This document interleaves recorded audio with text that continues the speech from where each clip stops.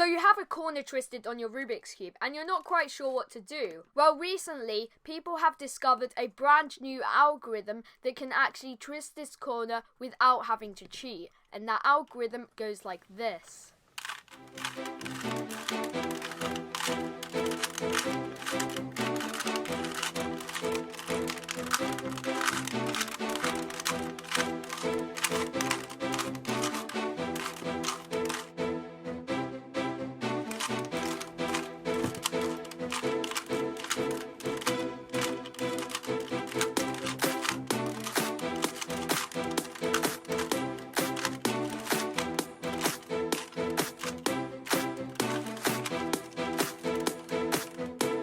Aw, wait, Paul Fools! Now I'll have to try this the normal way.